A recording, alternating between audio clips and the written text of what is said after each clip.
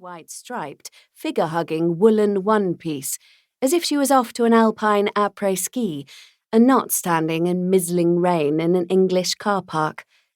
She seemed exactly the same as she had been back in her university days with Claire. "Darling!" she cried, striding forward and bestowing Claire with four air kisses. "So good to see you." Figgy was one of those people who stretched their vowels to breaking point, so what she actually said was, "So good to see you." Claire slung the battered rucksack and holdall into the back seat, and Soph slid silently in after them. She sat in the middle because she liked to see the road. Claire sat in the front and then leaned back to fuss with the position of her rucksack as a pretext to shoot Sophie a warning glance. "Right!" Figgy exclaimed brightly. "If we get a bit of a wiggle on, we should get to the house in good time for dinner. Mummy is doing shepherd's pie." Claire considered this. She'd had worse Friday nights than someone's mum making her shepherd's pie. It was getting truly dark now. When Claire looked in the rearview mirror, all she saw was the occasional oncoming headlights sparkling off Soph's lip gloss and her wide, dark eyes. Like most teenagers, Sophie's emotions passed across her face as quickly and obviously as clouds in front of the sun, but sometimes she switched off entirely and became totally impassive. It was quite scary. Figgy shivered and put the heaters on full blast, then broke the silence that Claire suddenly realised had gone on for some time. "So, how was your journey? God, it is a nightmare getting down here, isn't it?" Claire opened her mouth to agree.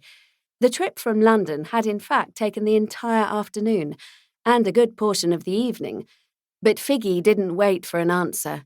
She carried on chatting almost non-stop, while driving with the speed and abandon of someone who thinks they are a very good driver.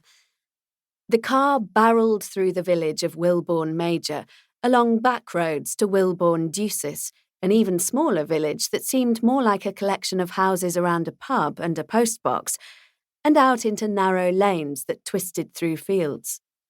Claire found an opening eventually. "Who's going to be here for the weekend, then, if you don't mind me asking?" she said.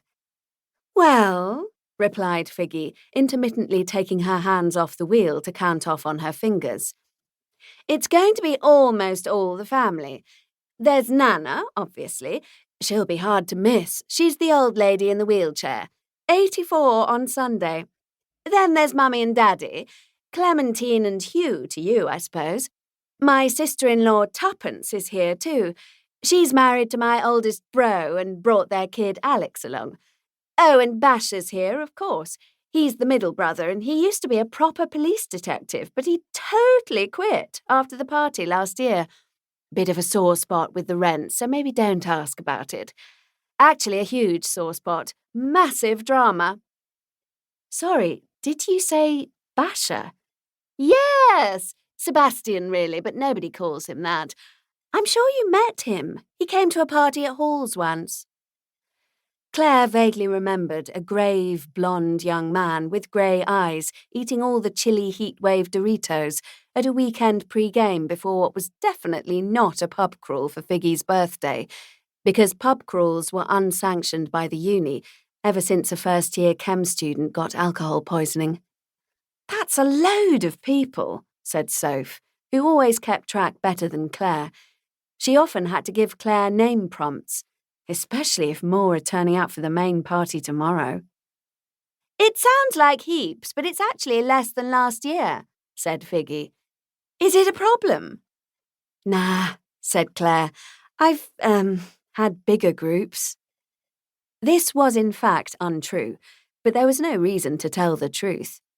"Gosh, it's so amazing you could come, you know. You really saved my bacon. Usually we take turns to arrange entertainment for the family get-togethers, and I totally forgot it was my go this time. But when I ran into you, I was just like, oh my God, perfect for Halloween, you know? You look fabulous, by the way," Figgy added, lyingly.